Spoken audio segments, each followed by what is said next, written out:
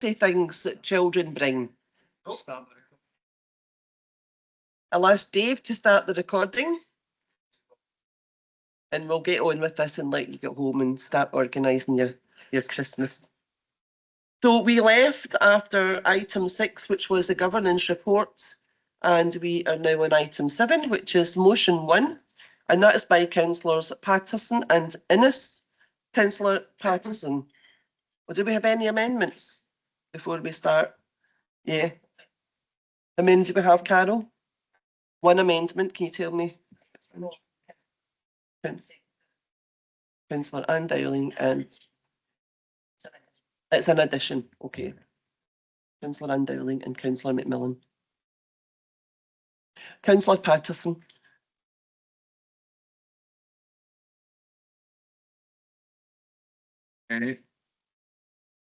Many thanks, Provost. I'll just speak to this briefly and then let others come in and I'll have a look at the addition and take it from there. I suppose the motion speaks for itself.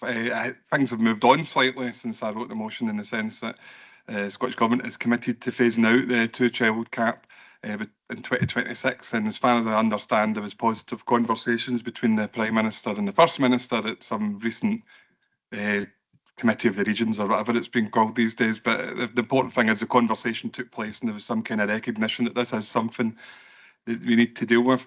The motion, I think, is fairly self-explanatory. I'm interested to hear other views, and I constructed it in such a way as to keep it fairly apolitical, I have to say, in a sense, because I think this is an issue that we should all be on board with, regardless of political affiliation.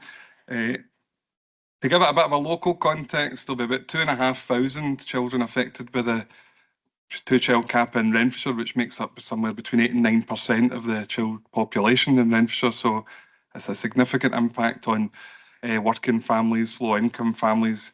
It is probably one of the biggest drivers of child poverty, and certainly in the United Kingdom at the moment. So I think it is something that needs revisited.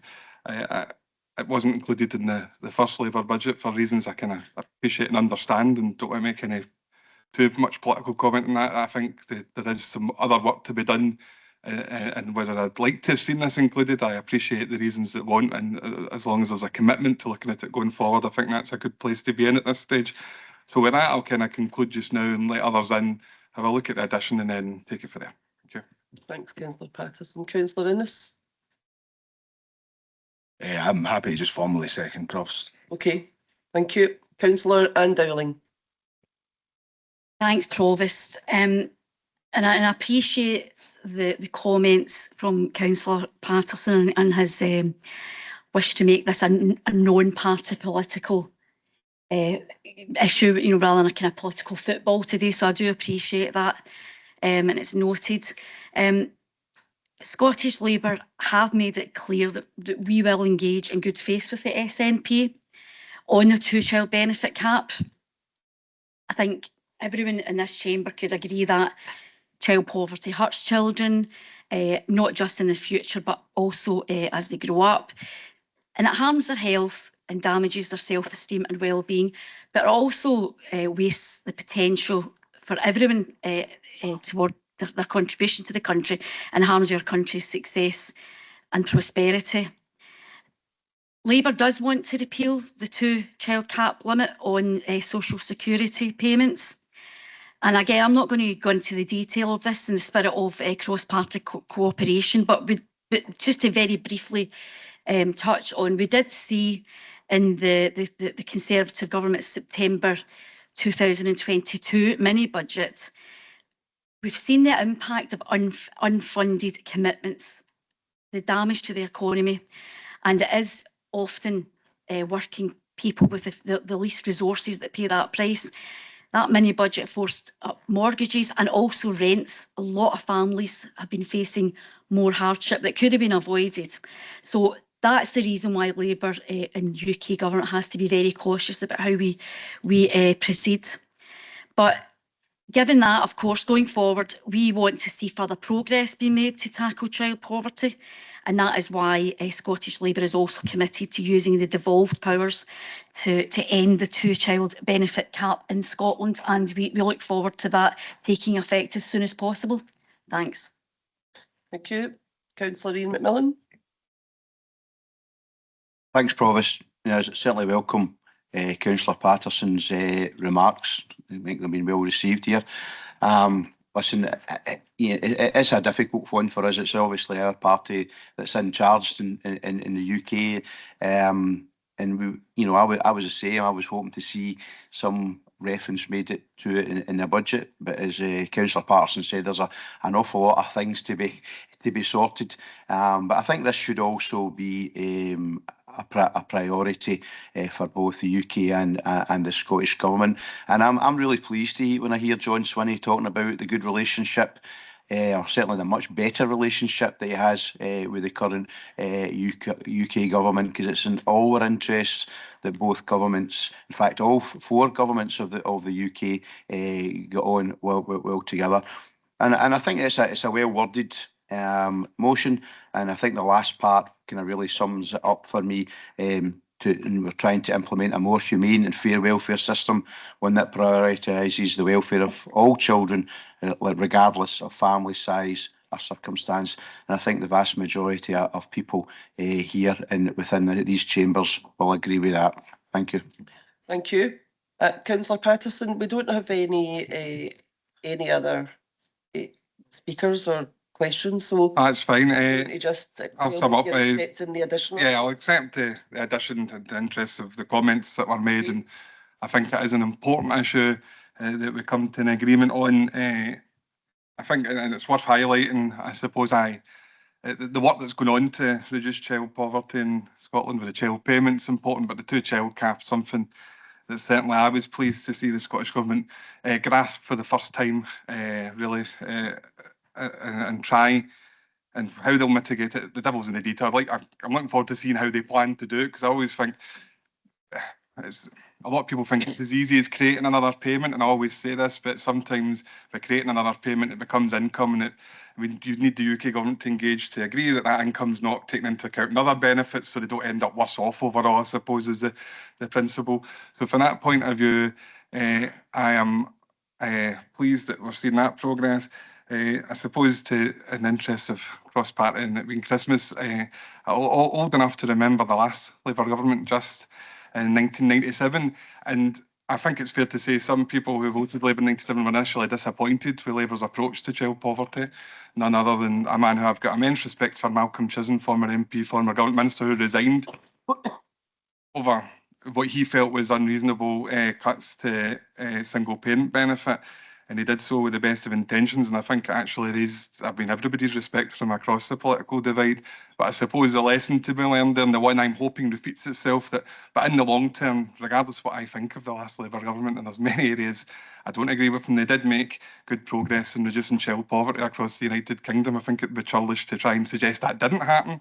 So I've got hope and optimism that in a year or so time, that once Labour have settled into government, because it probably isn't easy, I'd imagine, with so many people new to government as a whole rather than just new to Parliament, that they do come back to this issue, and there is a kind of roadmap out that within this parliamentary term, this what I would call fairly insidious policies removed, and that all children are treated under the kind of DWP and other kind of agencies. So that's all I'll add to that. Thank you. Thank you. So the motion is agreed as with the addition from Councillor Ann-Dowling and Councillor McMillan. Okay, agreed. That brings us on to item 8, motion 2. That's Councillors Innes and Airlie-Nicolson. Do we have any amendments to this? No. Councillor Innes. Thanks, Provost. Okay, I'll start off with my story. I was 15 years old, and it was Boxing Day in Bridge of Weir. I was walking home past the local pub, and a fight broke out from the pub into the street. I've always been bigger for my age, and someone thought I was part of the ongoing scrap, and unfortunately I was impaled in the face with a pint glass. I ended up with 27 stitches on my face inside and also inside my mouth. I've been left with a permanent disfigurement in my face as a result of this assault that took place to me 21 years ago. I ask people to ponder these questions. Have you ever been followed around a shop because you look dodgy? Have you ever gone to a job interview and been asked what happened, how you get that scar on your face? Have you ever looked in the mirror at your face every single day and been reminded of an assault that took place? Have you ever been speaking to someone and you see their eyes moving away from eye contact with you and having a peek at your face? Have your facial features ever been vilified in basically every single role that's ever depicted them?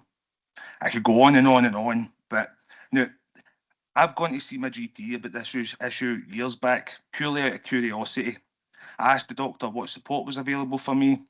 I was told that I could perhaps wear makeup or skin camouflage. I asked about scar reduction treatment or plastic surgery and was told that was not funded by our NHS for my circumstances. So at that point, I was like, okay, surely there must be some sort of support available for innocent people who've been slashed. So I Google it, do my research, etc. Because at this point, I'm not even thinking about my own issue anymore. I'm thinking about it as an overall issue for people. And I came across the charity Changing Faces. They're a charity set up for people with facial disfigurements, and the only organisation in Scotland I can find doing any sort of work on this.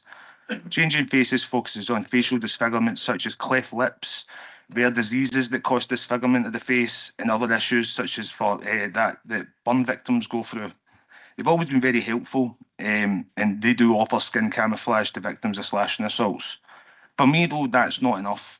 I don't really want skin camouflage. I just want to be treated equally with a scar on my face. I would say, however, that face equality is quality and that Changing Faces do excellent work.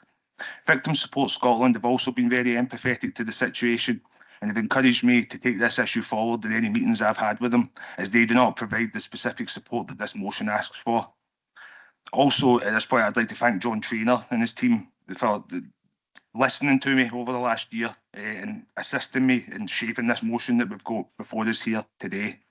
People always say to me, your scar isn't that bad, and that's annoying, by the way, but I get that my scar's like a zigzaggy one from a pint glass, and it's not a slash from a knife, so that makes me think that people in that situation must get even rougher than me, you know? So moving away from my experience, but I truly believe that this support being in place would help people. It's taken me a very, very long time to talk about this publicly. This is the first time in a public forum that I've ever spoke about this. And I can talk to a room full of people, I can do that, no bother. But other people can't, you know, so it is a very, very difficult thing to speak about. So a lot of men and women in Renfrewshire were going through the trauma that comes with facial scarring in their own way and have their own way to overcome the barriers it brings. And I hope that the council can agree to this motion today for those victims. But I'll just finish off and I'll say, people have lots of different problems and it's hard to put yourself in somebody's shoes at times. Empathy is a very powerful weapon if you can use it correctly, or you can be judgmental and live life on a first impression basis. I like to choose the first way. And if I can show people even a glimpse today of what it feels like to have a scar on your face, you would understand why this issue is so important. Thank you. Thanks. Thank you. Thank you very much, Councillor Innes. Councillor Airlie-Nicolson. Thank you. I sat for the past few days looking up different things and what do the professionals say about the impact of facial scarring. I have experience in terms of working in youth homeless services, probably for too many years. I don't want to mention how many that is, but it's very, very common to see young people who come through these services whose futures are blighted by the impact of others' actions upon them. I've listened to Councillor Innes here and his heartfelt plea to people not to go on first impressions and make those judgments. Really, really important. I had written up something to say here, but there's absolutely nothing that I could say that would give you any better insight in relation to what's just been spoken about by Councillor Innes. So for that reason, I'm not going to say any more in terms of that and just ask you to support the motion. Thank you. Thank you, Councillor Airlie-Nicolson. I was really happy to see this, Robert, this motion. And you know the reason for that. I've already emailed you to tell you. My own brother was the victim of a knife attack, and he was literally just out of school, helping someone who was fleeing domestic violence with a child in their arms, only yards from his own home. He was going to a party with his friend, and they stopped to help this lady, and he's had to live with the consequences of that night for his life. He would kill me for not remembering his age, but I think he's 53 now. But when you consider that he's had to live with that for over 40 years, with all of the stigmas attached to facial scarring, it's not been easy. I think he's at an age now where he has learned to accept that that's just the way that people are, but it really shouldn't be the way that people are. You know, sometimes he said, I wish folk would just ask me what had happened to me instead of assuming that I had been a criminal and involved in a fight somewhere. So for personal reasons, I was really, really happy to see this. And I sympathise with you, Robert, because I've had personal experience of it, and I know how tough life has been for you at times. And to raise it in this chamber is just wonderful for all of the young people who are going to face the exact same pressures as you have faced. So thank you so much. We don't have anybody else want to ask questions or speak, so we'll just ask for people to agree this wonderful motion. Great, thank you. That brings us on to motion 3, item 9 on the agenda. That's Councillors Andy Doig and John Hood. Do we have any amendments, please? Councillor Airlie-Nicolson. Provost, I've just sent a small amendment in with regards to the last line. Okay. Basically to insert after years, in particular those who have a family history. And I think it's important to recognise the fact that not all men, when I read this motion, I thought it's a great motion, I understand where it's coming from, but I also understand the fact I know nothing about my father's health history, and I know nothing about my uncles and my grandfathers in that respect. So it kind of limited the sort of the objective of what we're trying to do is that all men should get tested, whether in particular signs, but in particular those who do have a family history in it. So if that's acceptable by the mover, I think that will help shape the motion up a bit better. Thanks, Provost. Do we have has it been circulated, the amendment? Okay, Carol, you can send it on then, and we'll ask Andy if he's prepared to. No, I accept it, but Provost, that's fine. Accept it. Yeah. You can still speak to your motion. Okay. I mean, this is the third time that I've brought motions to full council on the question of prostate screening and the risk of prostate cancer. Once in 2018, which was in relation to parity of treatment for prostate cancer sufferers across all the NHS Scotland health boards, and in 2022 was again calling for prostate cancer screening for all men over 45. And at the time, they both received all party support, which I was really grateful for. Now, who could be feel to be impressed with the courage of Sir Chris Hoy, a sports personality, a sports commentator in recent years at so young an age, talking about, you know, what he's gone through and what men should look for in terms of prostate cancer. But this is quite crucial because Prostate Cancer UK, as a charity I gave a Movember donation to this year, estimates that every 45 minutes a man dies of prostate cancer, with around 12,000 per annum deaths across the UK. That's an awful lot of fathers, brothers, uncles, sons and grandfathers that lost their families. So what's to be done? I mean, if the basic test is the protein-specific antigen test, the PSA test that's offered to men, even if they have an enlarged prostate over 50, and about 50% of men over 50 will have an enlarged prostate. It's an extremely common ailment. It doesn't necessarily mean it'll go on to be benign. So you'll get a PSA test at that point. But the problem with the PSA test, Provost, is it's not definitive. Some men can have a low PSA test and not have cancer, and some can have a high PSA test and have sorry, I've said that the wrong way around, some kind of a low PSA level and have cancer and vice versa. Now that was the case in my older brother's case. He didn't have a high PSA level last year and he got prostate cancer, but luckily he managed to persevere and went through, and they caught it at an early stage before the cancer had metastasized, gone to the bones. So I think the problem that most prostate cancer specialists seem to have about testing all men over 45 is that institutions like the National Cancer Institute of the USA cautions that these tests can give false positive results. So they estimated in the USA that as many as 75% of people who have a biopsy because of the PSA results will not have prostate cancer. So the difficulty with that is you could end up with a very high number of men who've had invasive procedures which could leave them with some minor side effects that are not pleasant, and in fact they don't have prostate cancer. So I think it's really the lack of a definitive test which is the problem. Certainly family history is important. I think it's something that seems to be key. And there's certain categories in society, I think, Asian men, I think, are more liable to have prostate cancer. We don't quite know the reasons why. More men die with prostate cancer than because of it. But nonetheless, it is a killer in society. So, you know, I welcome the amendment. I think it's worth having a debate again, because we really can't go on at the stage we're at where you've got up these figures of 12,000 men dying every year. We need to really try and find some kind of definitive screening, and the point of the motion is to put pressure on the Scottish Government to try and look to that. So thanks very much, Provost.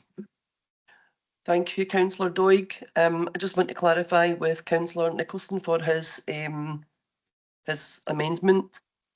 Your seconder, Councillor Jacqueline Cameron? Yeah. Councillor Jacqueline Cameron. Councillor John Hood. I'll just formally second it. Okay. Ian, do you want to say any more on your amendment? No, I know time's pressing on. I think I get a feeling the room everybody's behind us, and I think it's long overdue that the NHS has to look seriously at providing some sort of screening process for prostate cancer checking, whether that's a combination of different factors, but they need to be. I've never been called into a doctor for a prostate examination or talk about it or anything like that. I think most men start googling it up and stuff, and start getting confused. So I think it's long overdue. The NHS and the Scottish Government should start looking at a cohesive screening process for prostate cancer, because it is a killer for men, and it's just starting. And sadly, it starts to get highlighted when prominent people get it, and that's a sad way to go about it. People losing their lives like that. So that's all I want to say, Provost. Thanks. Thank you. Councillor Jacqueline Cameron, you okay? Just formally second, Provost. Thanks. Thank you very much. Okay, so the motion as amended is agreed, I assume then? Agreed.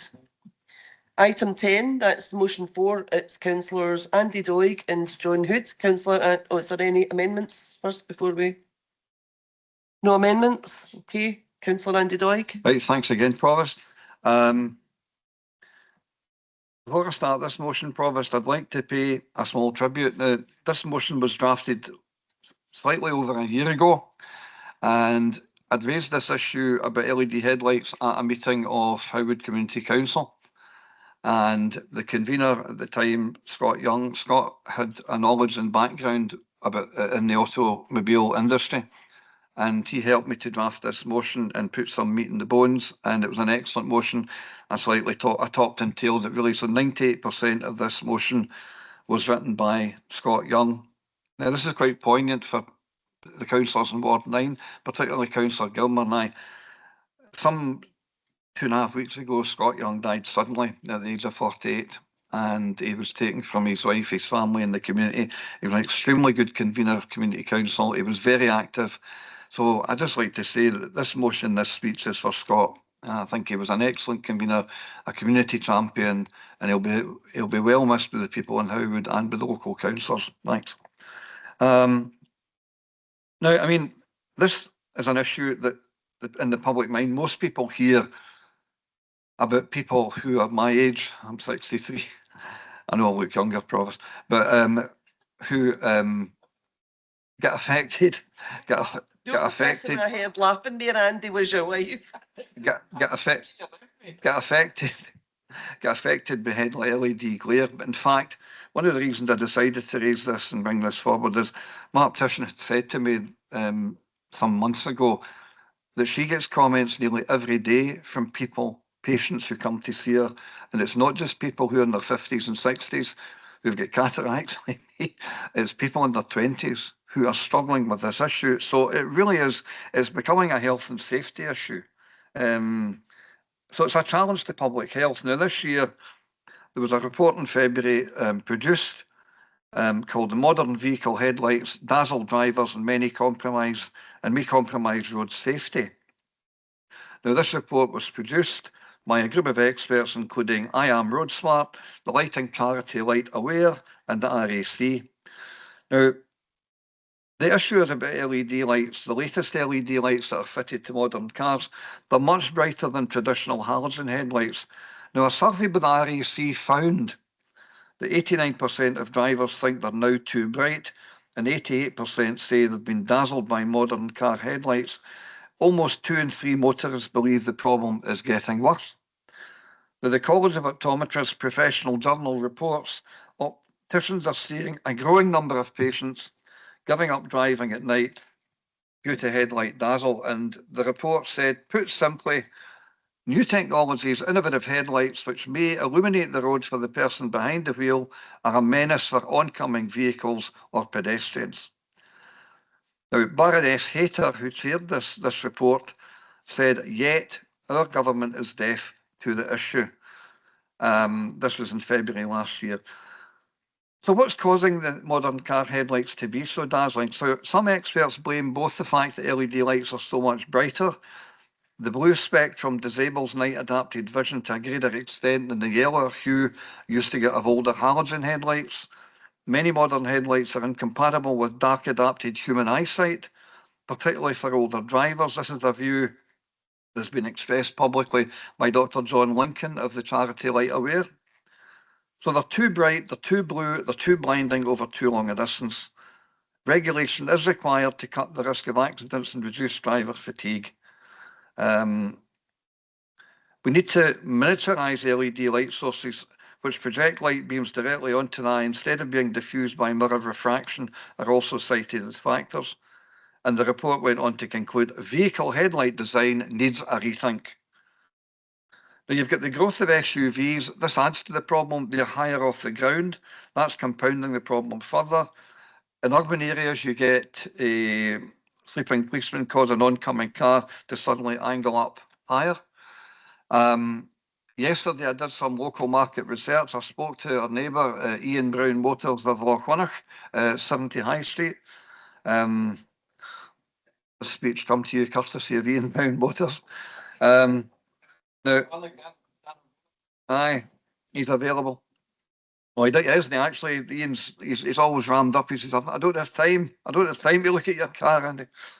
So, anyway, he said to me, Provost, that the auto dip headlights that you now get in the most modern cars are a real big issue because suddenly you appear around a bend in country lanes, the headlights blazing on full beam before the computer has dipped or angled the headlight.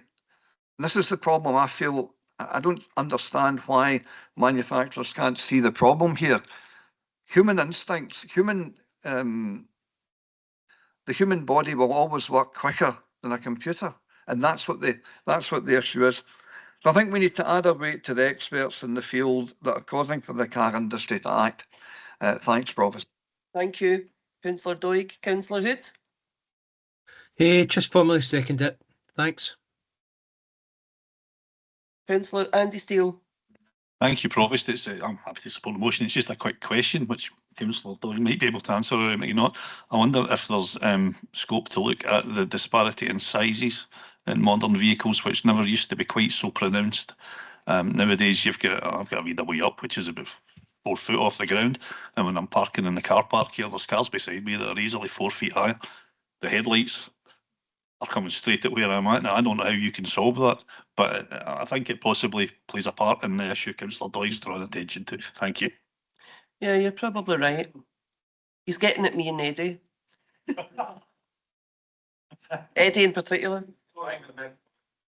Okay, Councillor Chris Gilmer. Thanks for that. Well, Councillor Doig gave us a very comprehensive overview of getting blinded by the light.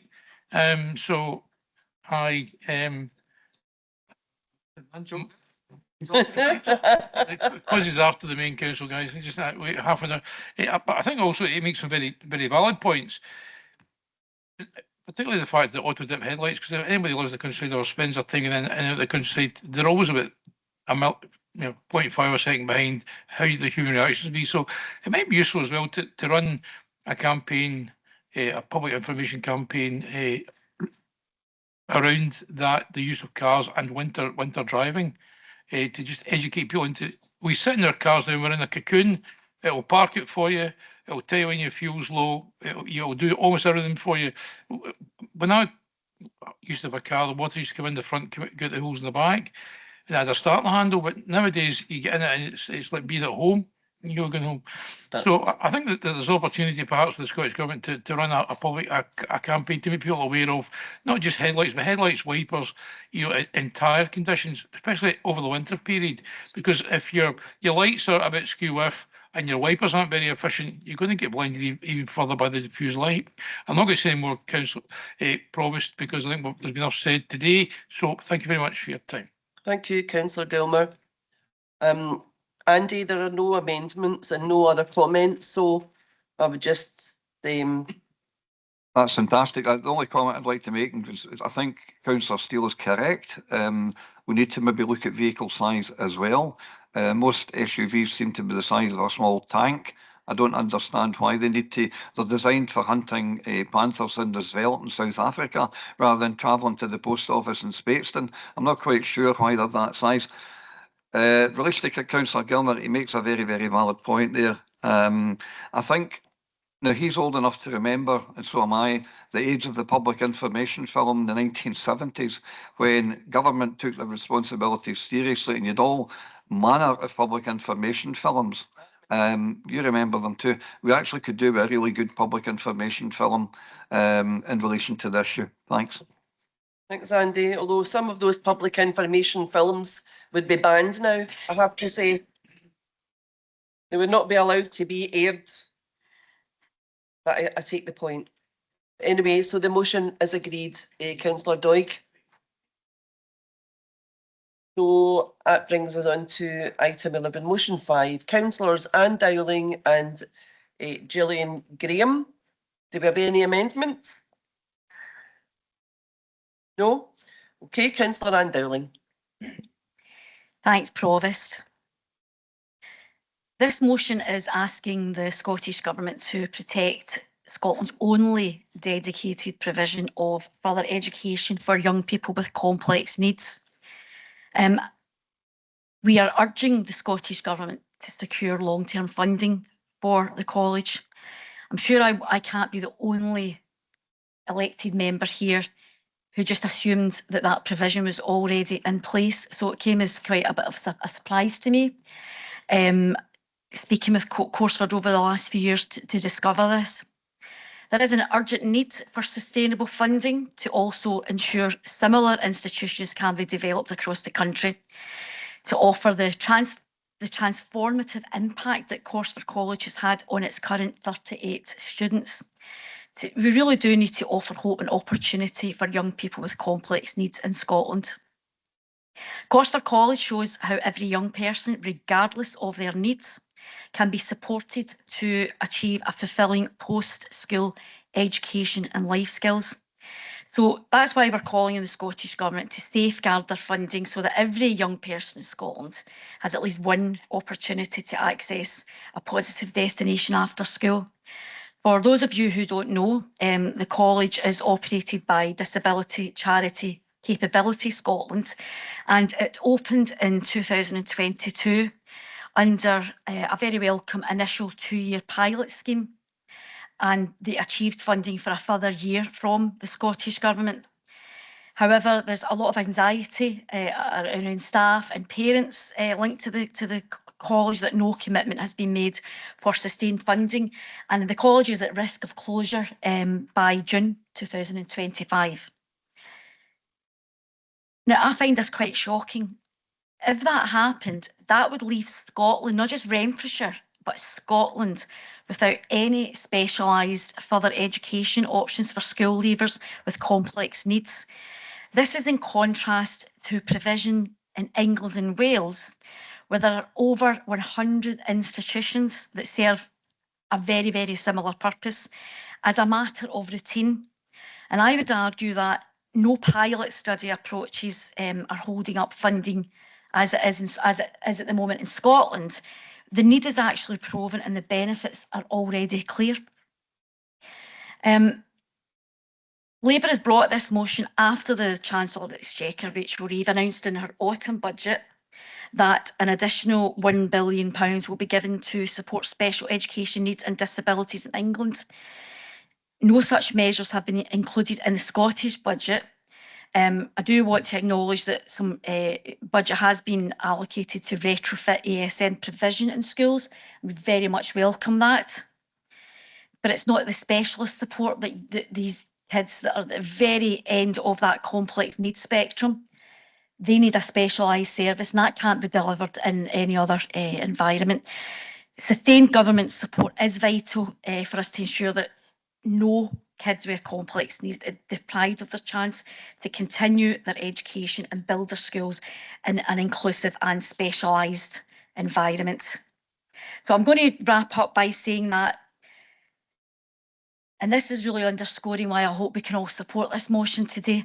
Capability Scotland is focused on finding sustainable solutions. They're already exploring private funding to supplement government support, but they do stress that long-term investment from the Scottish Government is essential to maintaining this service.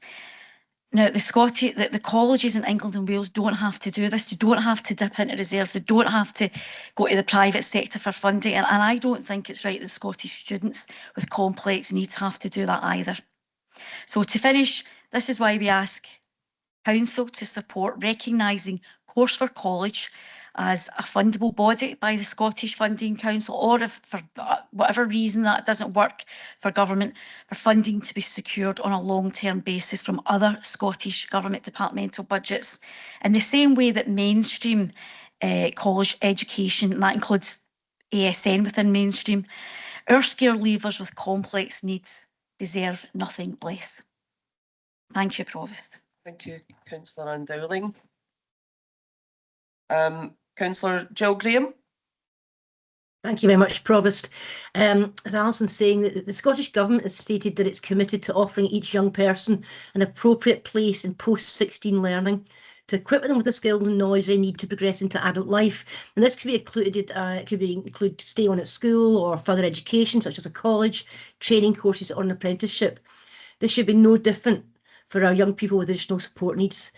The young people attending Corseford College have complex needs and deserve the same equity of access to further education as any other young person. These are our children, and we have a duty of care to ensure that they have the best opportunities to fulfil their potential, and I'd urge all members to support this motion. Thank you, Provost. Thank you, Councillor Graham. Councillor Jim Paterson. Thanks very much, Provost. It's just a question on whether the answers forthcoming today, and I'm not support the motion, fully support the motion. It's what needs, so the last paragraph, Council asks the Scottish Government to recognise the college as a fundable body by the Scottish Funding Council. Why is it that they're not recognised now, and what has to change? Just my question, is there a reason they're not recognised, and is there something that needs to change on that? Because it does seem odd that they are excluded for that. There might be a perfectly valid reason I don't know about, but I just wondered if I had that information. Yeah, I'm not aware of that. Are you aware, Councillor Ann-Dowling? She can come in and address that, Jim. Thank you, and it's a good question. I welcome proper scrutiny, because this is a really important issue that we're discussing at the moment. My understanding from speaking to the college staff, who are in regular conversation with Scottish civil servants and government politicians, is that the curriculum that's offered by the Corseford College isn't recognised as meeting further education criteria. Now, they strongly rebut that, because that education, it is post-school education. It's not higher education, so we would normally refer to that as further education. So I think there's a bit of a semantic sleight of hand going on to some extent. But as my colleague, Councillor Graham touched on, these are children with very complex needs, and the specialised tailored care that they get at the college, that curriculum is designed to meet their needs. It doesn't, thank you for that comment there, it doesn't necessarily reflect what you would see in a mainstream further education college working with ASM young people, because the two cohorts have got different needs.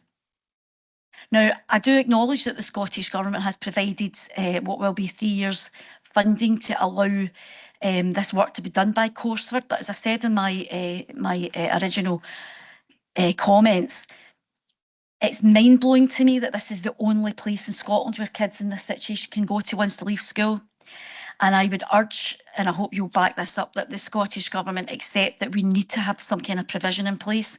No, I'm not aware of any criticism or weaknesses being identified with the service that Corseford College offers.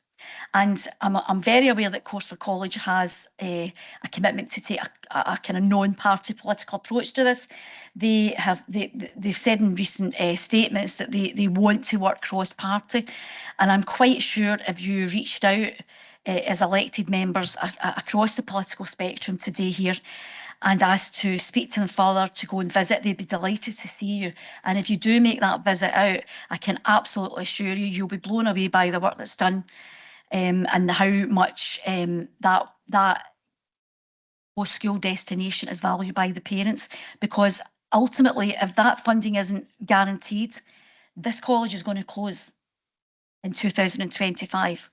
That's the risk, and I don't think that's acceptable. Thanks. Thanks, Councillor Ann-Dowling. I think Jim did raise a very good point there for clarification, and it doesn't alter our sentiment today or our ambitions for this motion and the college, but it definitely is some information that I would like to have. So I don't know whether it would be your responsibility to get that for us, or if Janie could perhaps delve into that a wee bit more and find out. But either way, I think all of the councillors would like to have that information at hand. But we have no amendments, so I think everyone is agreeing with the motion. So can I just ask you to formally accept the motion? Okay, motion's agreed. Okay, item 12 is the motion 6, and that is Councillor Ann-Dowling and Councillor Ian McMillan. We do have an amendment. I know we have one. Is that all we have? Yeah. Okay. We have an amendment from Councillor Innes, seconded by Councillor Audrey Doig. It's been circulated.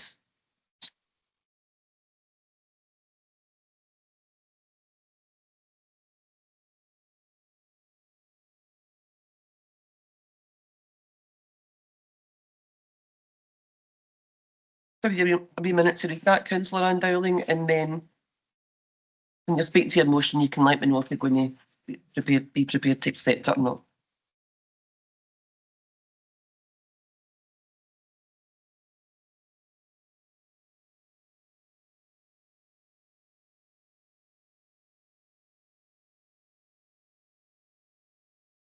Yeah.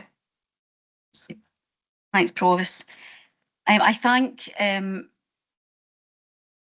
Councillor Innes and Councillor Doig for that amendment. Unfortunately, I can't accept it in its totality. I'm very happy to accept the first sentence that Council notes hard work and dedication that has been put in by the Linwood War Memorial Association to give Linwood a place to honour the victims of war. And if they'd like to remove that as an addition, I'm happy to take it. What I'm not accepting is the amendment part where it says that Council agreed in a previous motion that officers provide support to Linwood War Memorial Association and further encourages the group to apply for funding from the relevant grant funding stream, because that basically is in complete opposition to the thrust of my motion. So I can't accept that. Okay. If you want to just carry on then, if you're speaking to your motion. Okay, thank you. This is also an issue that I feel passionate about. Linwood is the only large population centre in Renfrewshire without a permanent war memorial for local people to pay their respects on Remembrance Sunday. This is unacceptable, and we in the council have the power to do something about it. As many of us will know, for several years now, the people of Linwood have had to organise Remembrance and Armistice Day services at a temporary site at a metal railing in the town. And it's a very moving service. They do a wonderful job. These efforts are led by committed local volunteers and school children, led by the amazing Linwood War Memorial Association, who have made extensive efforts to fundraise to erect a war memorial for Linwood. They are also in the final stages of a community asset transfer for a piece of land to site and maintain a war memorial. They are doing, and have done for several years, everything they can to make this happen. They have raised thousands of pounds, but it could take years of further fundraising and grant applications to get near the full costs of erecting a memorial. So that is why I am now asking Council to agree that it is acceptable. Linwood is the only large village or town in Renfrewshire that doesn't have a permanent monument to the men and women who were born in, lived in and worked in Linwood, who fell in war and conflict. And the ask today is for Council to agree to donate £75,000 to the Linwood War Memorial Association once their community asset transfer transaction is concluded, which should be any day now, to remove the burden of years of additional fundraising from local people's shoulders, and finally allow a permanent war memorial to be built to honour those who gave their life in service from Linwood. Thank you. Thank you. Councillor McMillan. Thanks, Provost. I was recently at a fundraiser for the War Memorial, and we were given a kind of briefing by the people who are actually behind this association, and they've done fantastic work over the last few years. And at that particular fundraiser, they raised quite a reasonable amount of money. Done really well. People dug deep and put their money in, but it was still small change compared with what they actually need to deliver this for the people of Linwood and surrounding areas. Linwood's population, I think, it's just over 10,000 people, and I think it deserves a war memorial. They've already got a number of people who are impacted by the war, by wars and conflicts, all ready to go names on the memorial. So they're very well organised. And far be it from me to comment totally on the people of Linwood, but I certainly know people have bought into it. Various churches, community organisations, schools and the wider community have all bought into this idea. Now, we spoke earlier on about the finances in the council, and we know they're tight, but we certainly seem to find money for other projects, no problem. And I think this amount in the overall budget of the council, £75,000, is small change. Might be a lot of money to most people, but for a council it is small change. And it will be there for a long time. It's not something, a one-off event. It's only going to last a day or a couple of days. It's going to be there for a long time. So I think we should, acknowledge the good work of this association, the good work of other people involved in Linwood. And I don't think it's too much to ask for £75,000 to get this over the line and get a war memorial in Linwood, which they thoroughly deserve. Thank you. Thank you. The amendment, mover of the amendment is Councillor Robert Innes. Thanks, Provost. I suppose I'm moving this amendment because we already done a motion saying unanimously that the council support the Linwood War Memorial Association. I know the officers have been helping them with all the work that they've been doing. Myself and the Provost went and met Joan, who does fabulous work. In her house. In her house, yeah. We went and met her to find out about their plans and what was going on. And we've also just had the lights installed in the Tweedy Hall, and they went red this year for Remembrance Week, which I thought was fantastic, and the Linwood War Memorial Association really appreciated. I understand the sentiments of this motion, right? Officers, councillors here, all ideas moan about Linwood and how it's no getting what it should, you know. And I get that Linwood doesn't have a war monument. I get it. It should, but the way that this motion is, you know, like you guys can in next year bring your budget forward if you want, you know, and put that in your budget. Like I just think it's bizarre to come with a figure like that to the council like this for this motion, to be honest. It's political point scoring, really. I think it's kind of sad because I think we were all in agreement that we all support this. There's funding streams available. We're going through a review of the community funding, you know. So as I say, that there is avenues there, and out with the council, there's avenues there for a War Memorial Society to find this funding, you know. So as I say, I think it's just point scoring for Ann-Dowling, to be honest. Thanks. Okay, Councillor Doig. Formally second, Provost. Okay, Councillor Airlie-Nicolson. Thanks, Provost. Just a couple of points. I noted in the motion, and Councillor Ann-Dowling stated it as well, that Linwood's the only large population centre in Renfrewshire without a permanent war memorial. Well, if you can tell me where Erskine's is, I know you're going to say that, but that's inside hospital grounds. That memorial belongs to the hospital, and they invite people to come and lay wreaths. The public don't get access to it. So I'm just, let me finish my point. All I'm saying as an Erskine councillor, you're making a big deal about Linwood being the only large town. Erskine's got a population double the size of Linwood.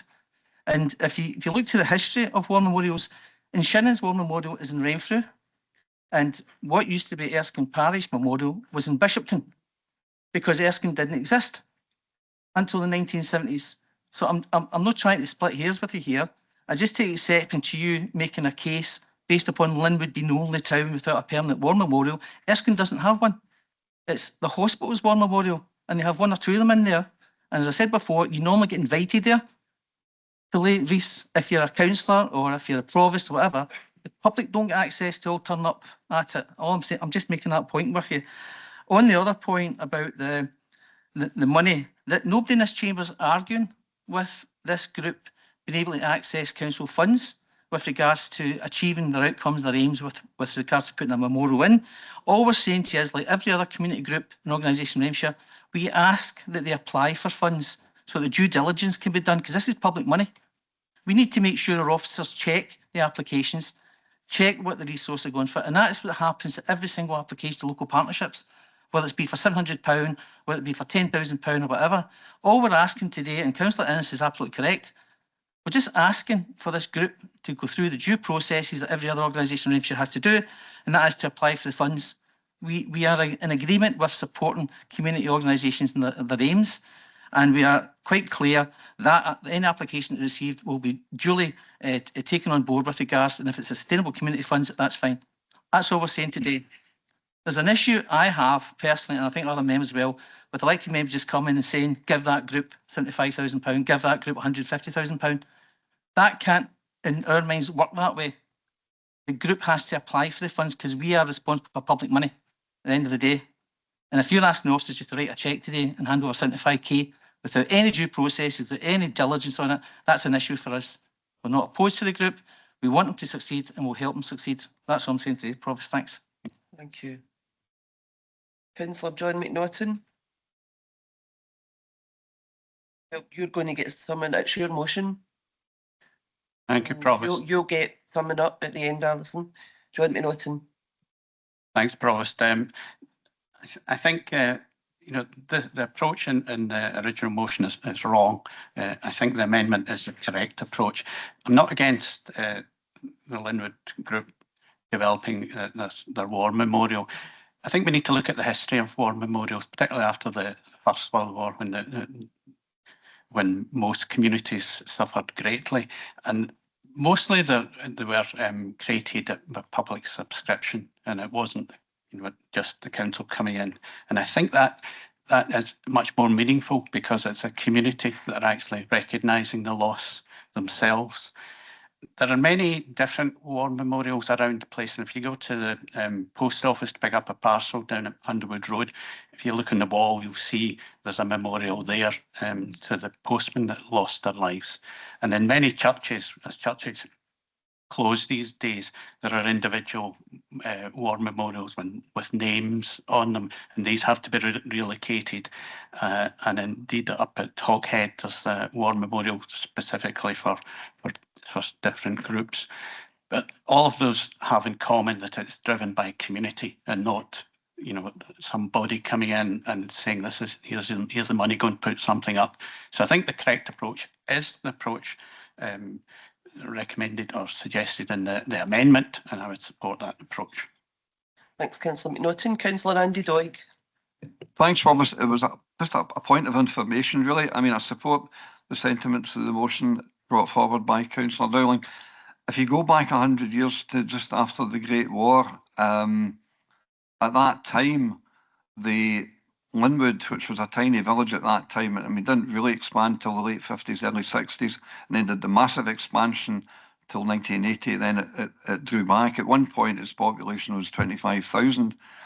But prior to the early 60s and after the Great War, the parish of Kilbarchan, Linwood was part of the parish of Kilbarchan. So in fact, up until that time, i.e. the late 50s, early 60s, the men who were from Linwood who would have fought or died in conflict would have been served by the War Memorial in Kilbarchan, because at that time Linwood was a part of the parish of Kilbarchan. I know it's a pedantic historical point, Provost, but it's just to flesh out the point being made that Linwood has had no War Memorial, and that's not entirely accurate. It has had, and that was the whole point. And I think as well, there's a plaque to Private Hugh McIver, who won the Victoria Cross, I think, on the Tweedy Hall.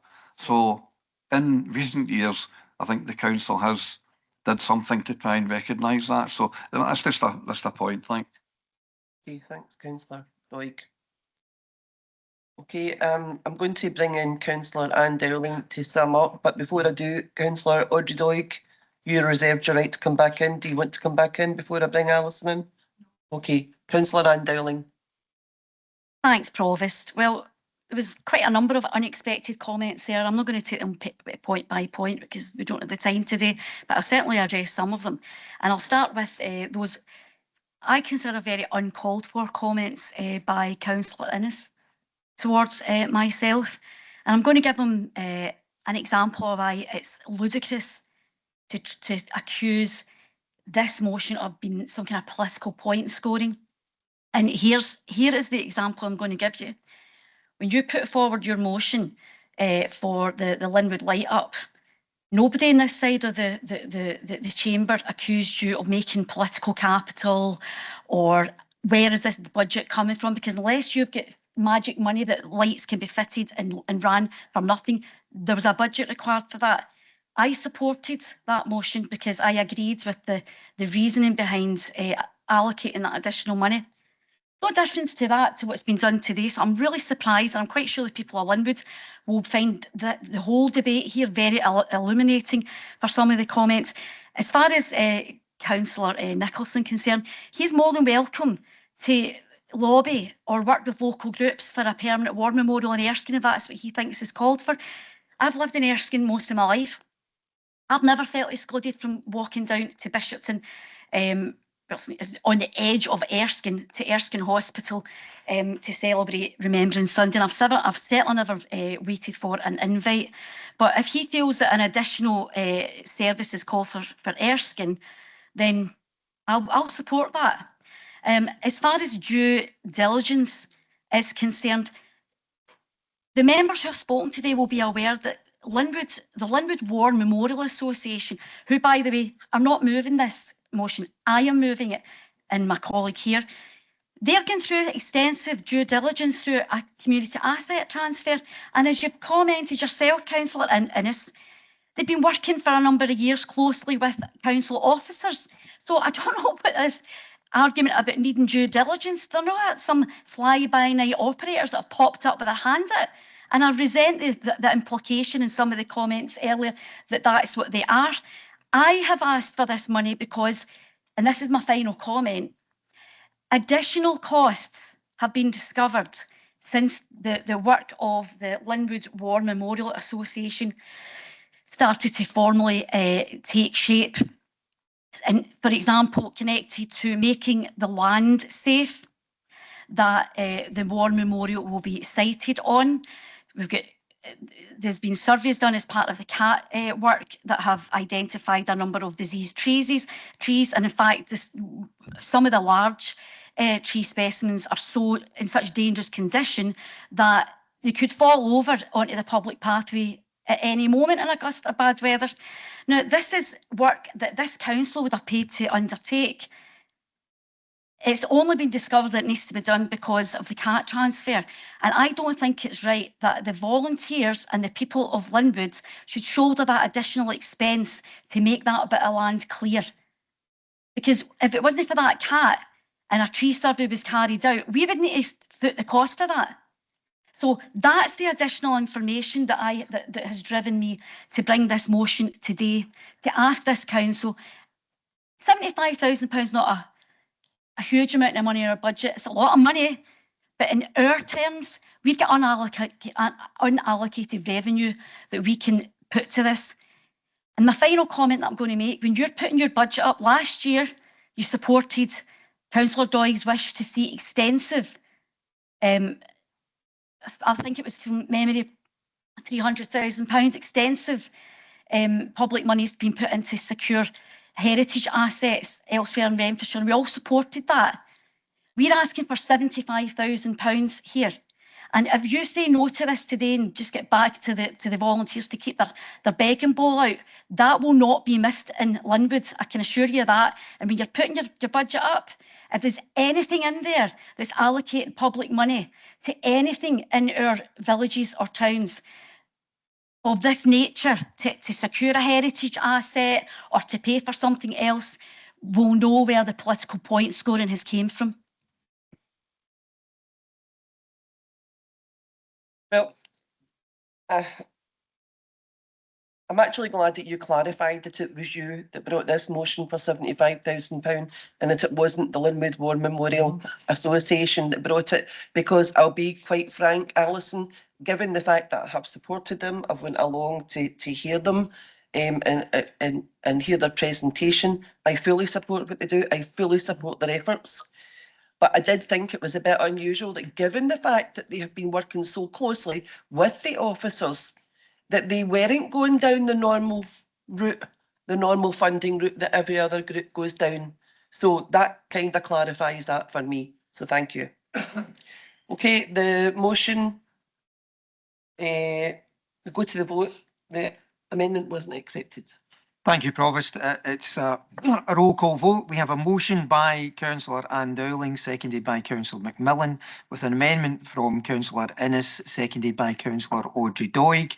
Would members please confirm whether they are voting for Councillor Ann-Dowling's motion or Councillor Innes's amendment? Councillor Adam. Amendment.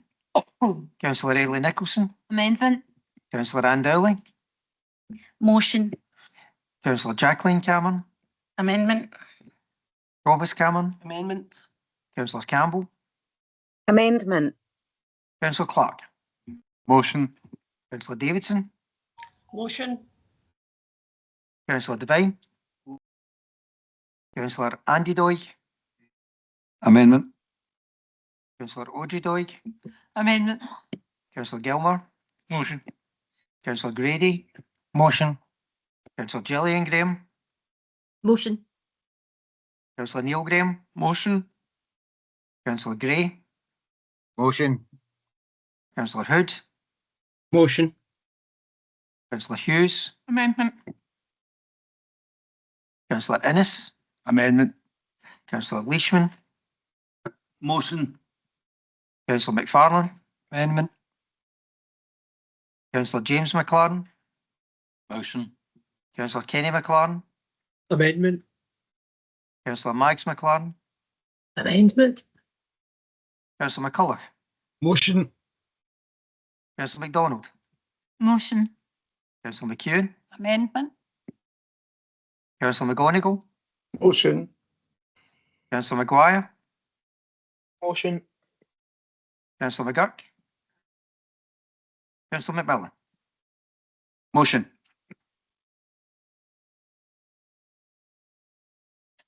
Councillor McNaughton, Amendment. Councillor Montgomery, Motion. Councillor Mullen, Councillor Milet, Motion. Councillor Nicholson, Amendment. Councillor Paterson, Amendment. Councillor Rodden, Amendment. Councillor Shaw, Amendment. Councillor Smith, Motion. Councillor Steele.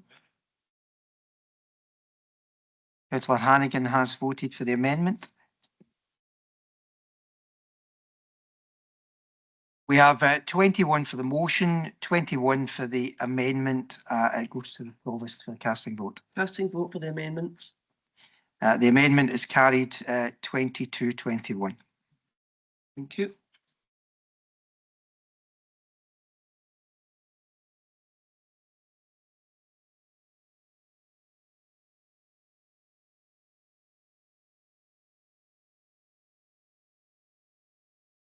Councillor Leishman. Hello there, Provost. Sorry to interrupt. I wondered if I could take this opportunity to make a polite request. During the last discussion, I was trying, and I do have some tolerance for background noise. I was paying very close attention to what the councillors were saying, but there were a number of conversations happening all around the chamber. There's no, and it was actually very, very distracting. I wonder if I could ask people, for someone like me who does have ASD, it's actually very distracting when there's a number of conversations happening at one point. So just a polite request if they could just let one person speak at a time. Yeah, and I apologise. Sitting here, I wasn't aware of that. Otherwise, I would have asked people to be quiet. I honestly was not aware of that happening. So, yeah. Okay. So that takes us on to motion 7 by councillors McMillan and Caroline Davidson. And after this motion, we'll have a short comfort break. Okay. Councillor Ian McMillan. Thanks, Provost. In this motion, I refer to the Scottish Health Secretary. I know that's not their full title, but hopefully people will know exactly who I mean. But on to the kind of important part of the motion. I was kind of saddened to hear Greater Glasgow and Clyde's Health Board's proposals for, let's be honest, a further attack on the RAH, a place where we've all used. Some of us might have even been born in the maternity hospital next door, so it's a place that we all hold with. No, I know you're a bit too old for that. I know that, same as myself. But it's a place that we all hold fondly to our hearts. The RAH has provided a great service over the years for the local community. So as I say, I was saddened to hear that the proposal to further reduce the hospital beds by 22. Now, this has been done in tandem with a new service that the hospitals, it's going to be the health service is going to provide with people with complex needs being looked after at home. I'm not entirely sure if that always works. It can be quite difficult to look after people at home who have complex needs. It can be very, very difficult, but I bow to greater experience and greater knowledge of some of the health staff of how that's going to work. But that's a discussion for another day. Certainly the move has not just upset councillors and other politicians, it's upset staff, trade unions and of course the public as well. It led to a very high number of people signing a petition to try and protect this valuable service. So from what I understand, Ward 22 deals with older people who have complex needs. Now, if those 22 beds are taken away, then that would mean that anybody that has to be taken into hospital with complex needs, and you know, they're not ready to go home yet, are going to have to go into the acute wards, which is going to put further pressure on the acute wards. So that's going to cause difficulties not only for the patients, but for their families and their staffs as well. Because from what I understand, the level of care in the ward that's proposed to be closure is second to none. It's really, really excellent service. And to ask people with these kind of needs to go into other wards, as I say, I don't think is a very good thing at all. And of course, we've got a very good record in this area of not having high figures of bed blocking. I know that John Swinney, that's his big thing at the moment about bed blocking, and I know we've got a very, very good record here in Renfrewshire, and hopefully that will continue. But I don't think this will help us in any way reducing the number of beds if the flow of patients through the hospital is prevented in any way. And we all know from bitter experience that once these beds are gone, they're gone. They're very, very seldom ever come back again. So basically what I'm doing is asking if we can, you know, speak about this, come to a consensus and contact the Scottish Health Secretary to say that this is something that we do not want to happen at our RAH. Thank you. Thank you, Ian. Councillor Jennifer Adam. Sorry, I need to ask, I forgot to ask Ian if we had any amendments to this before you started. Do we have any amendments? None? Okay. Before I bring you in, Jenny, I need to bring in the seconder for the motion. Councillor Clark. Oh no, sorry, Councillor Davidson. Yeah, thanks, Convener. Thanks, Provost. Most, if not all, the elected members here today will know my history of fighting to save Ward 15 at the RAH. Although we did save it for a few extra years, the SNP government closed it in 2018 and it has been a great loss to the communities that needed it. It'll come as no surprise that I, along with my Labour colleagues, will not sit back and yet let another vital ward at the RAH be closed. Ward 36 is at the opposite end of the spectrum to what Ward 15 was, as it deals with the elderly, vulnerable, sick adults. Many of these patients will not be suitable for the pilot of the hospital at home, and we have to think, if the pilot doesn't succeed, what's going to happen to these patients? Where will they be treated then? Sending these patients home with many complex needs will also put a bigger strain on the carer. Sorry, I have a wee IT problem here. Sorry, give me a wee second. Right. Many of the carers, the unpaid carers, they'll be elderly as well. I plead with every elected member from all parties to support this motion to ask the Cabinet Secretary to step in and pull the plug on the Glasgow Greater Clyde wanting to close Ward 36. Thank you. Thank you, Caroline. Ian, this is a genuine question. I don't know. I personally haven't had any contact from any of my constituents about this issue, and I feel as if I'm probably not as knowledgeable about it as most others in this room probably. I just want to ask you, why have they decided on the closure of that ward? Do you know what the rationale is behind it, as opposed to any other ward within the hospital? I think because it's getting done in tandem with this new service where they'll look after people in their own homes, I think that might be the rationale. You may be better ask somebody that's a bit better qualified than myself, but I don't think it's any coincidence that this new service has been created. And if this new service is created, then it might be, for want of a better word, an excuse to close a ward and save some money in the hospital and provide the service at home. But that's just me looking at it from my point of view. I'm sure there are better qualified people than me that will give you more medical reasons for it. If there are any. Do you know if they have any proposals for that ward when they've emptied it? Not as far as I'm aware. I certainly have been contacted by constituents, and I'm certainly well aware of the petition, and I've been following the press coverage, which has been quite extensive, and not just in the local newspapers, but the national newspapers as well. So I've been following it on from that. I've seen all of that, but it doesn't give you much information. That's the exact reason why I'm asking you today. I feel as if we should know more, but we don't. Probably you don't even have that amount of knowledge so far. Sorry, Graham, I'm going to bring in Councillor Adam McGregor first, Jennifer Adam, then so. I'm not opposed to this motion like Ian. We didn't know much about it because it was obviously a decision that was taken by the NHS Greater Glasgow Clyde Health Board. It didn't come to the Integrational Joint Board. But certainly a briefing that I received yesterday goes on to say that Ward 36 is predominantly used for patients delayed in their discharge. It doesn't say anything about complex needs. What it says is that it's getting used, that there's 20 beds currently there and it's getting used for patients delayed discharge. These patients are medically fit to go home but unable to be discharged until the care at home or home placements are ready.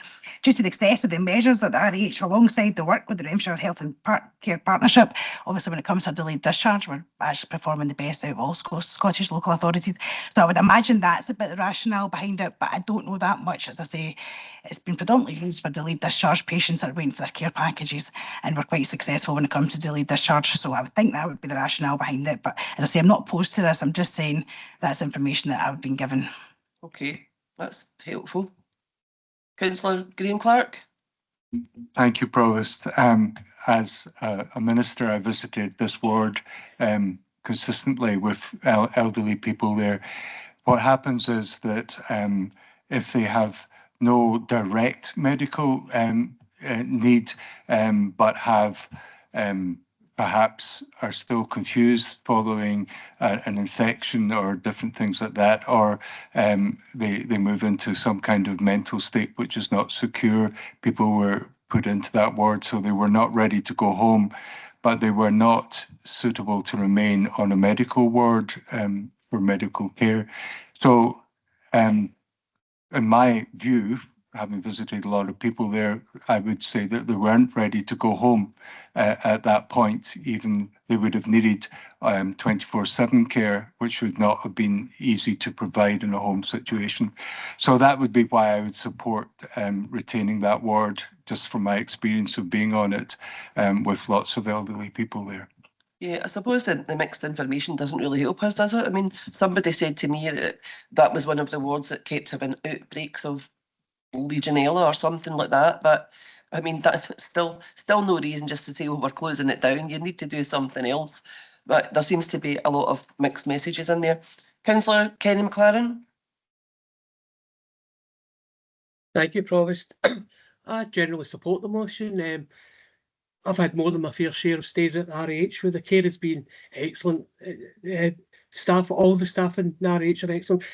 And I've always been a bit concerned that ever since RH and Renfrewshire's fallen into the Greater Glasgow and Clyde Health Board area, we've just been seen as an afterthought. And even this discussion today, where nobody's really clear of the motives behind this, it's just symptomatic of a health board that couldn't give a damn about what anybody thinks and just think they'll rubber stamp it and sod everybody else.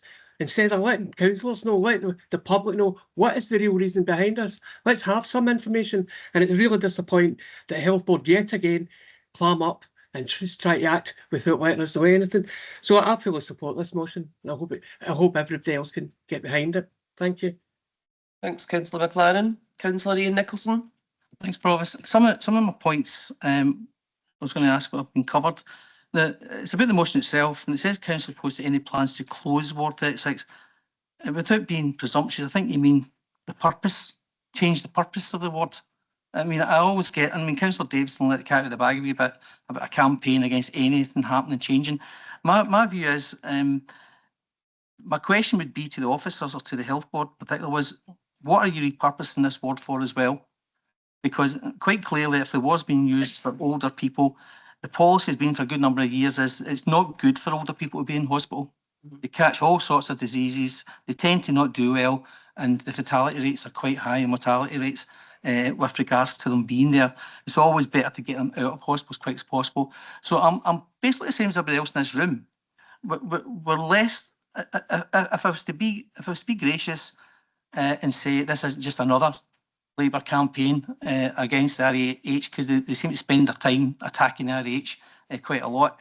But there's no answers to this as to why, from the NHS, And I totally accept the fact that the NHS is entitled to change the operations within their wards and how they operate their acute hospital beds and etc. etc. And I also accept the point there's politics involved if they're closing a ward down in Paisley, as we saw from the Vale of Leven, and busing residents out to Vale of Leven or busing them out to the Death Star and Govan.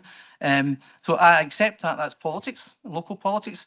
But what I'm not seeing here is, well, what I think I'm seeing here is just we oppose the closure of this ward. And if I was to be absolutely cynical about this, if that was the stance to be taken by every single change in the hospital, we still have iron lung wards, according to Labour, because they just seem to want to oppose it, but would not put up an actual rationale, or they don't accept the repurpose of the ward. We don't accept the changes that's happened. We don't get that off Labour, and I'm asking them as to say, and I think Councillor McMillan made it clear he didn't know either.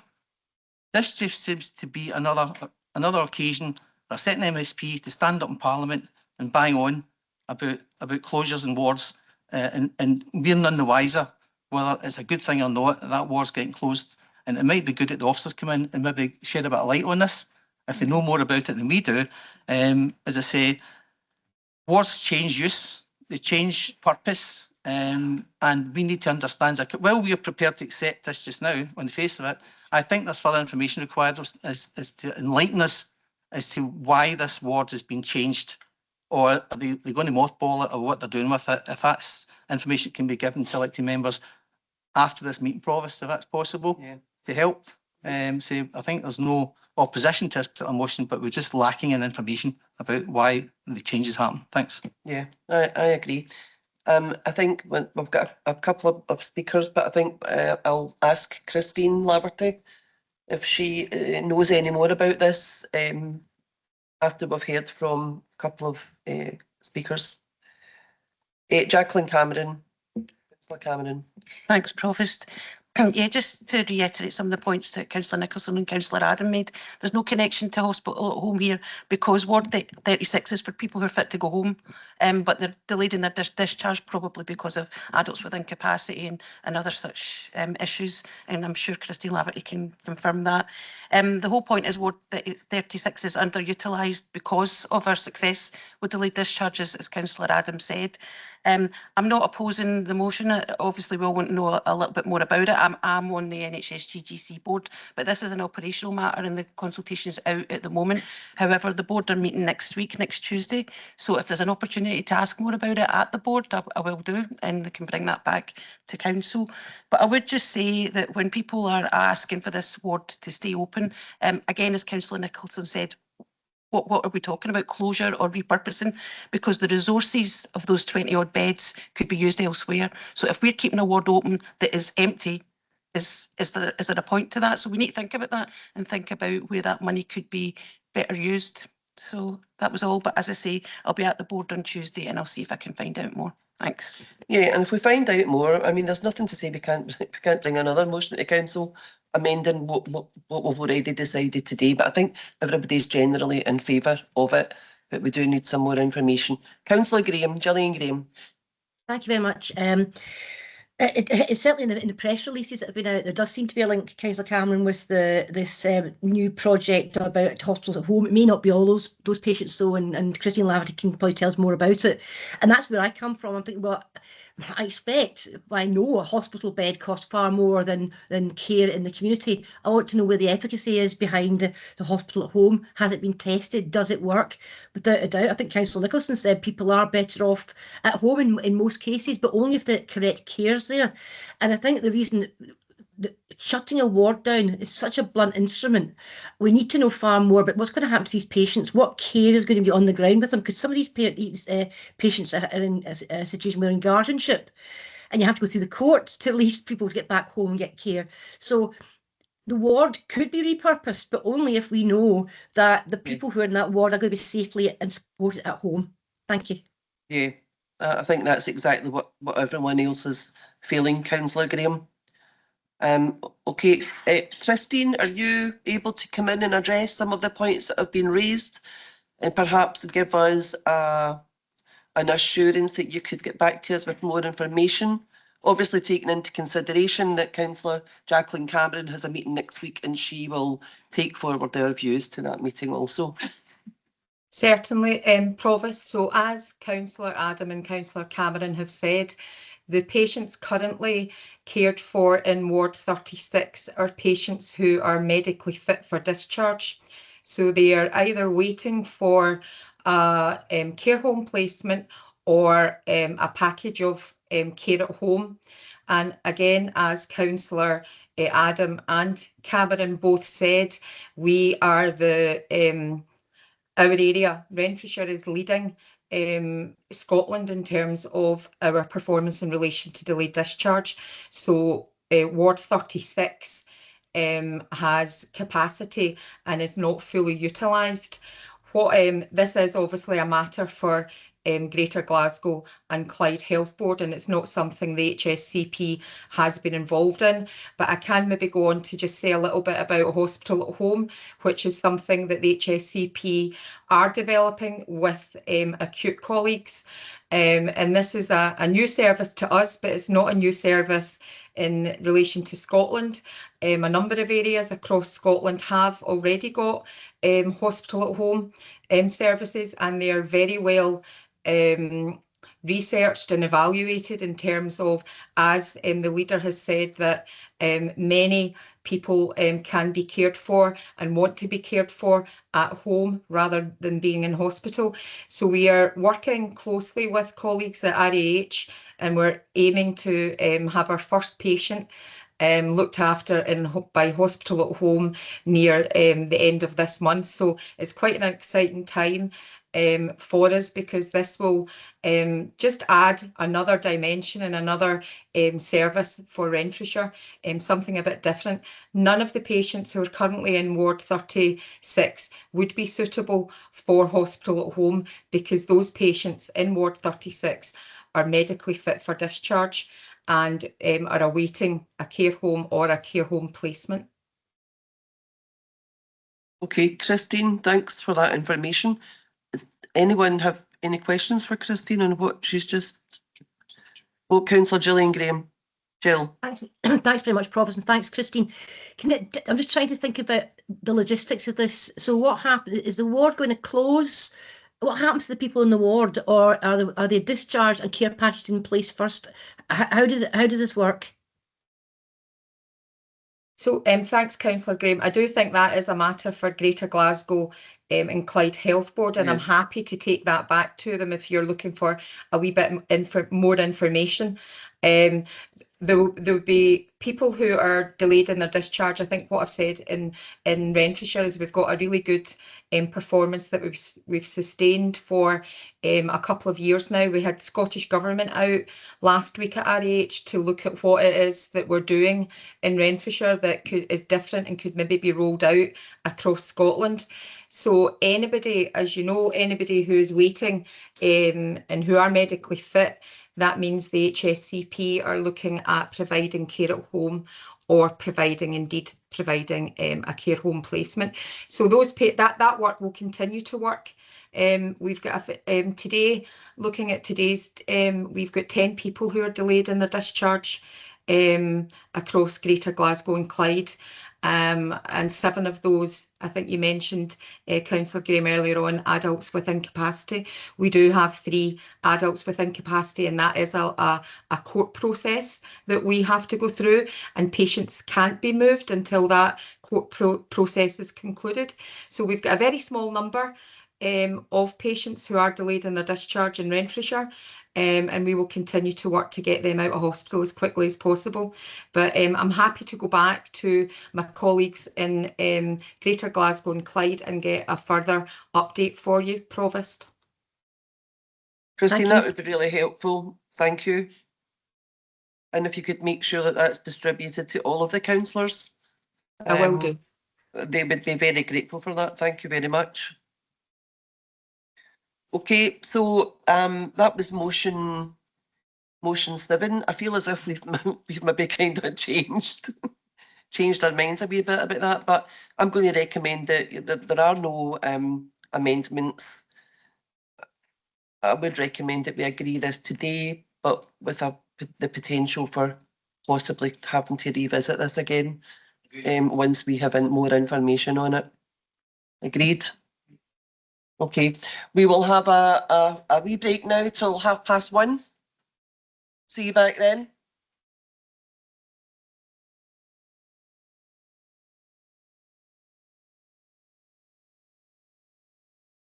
I feel as if I just agreed something that I didn't really want to agree to. But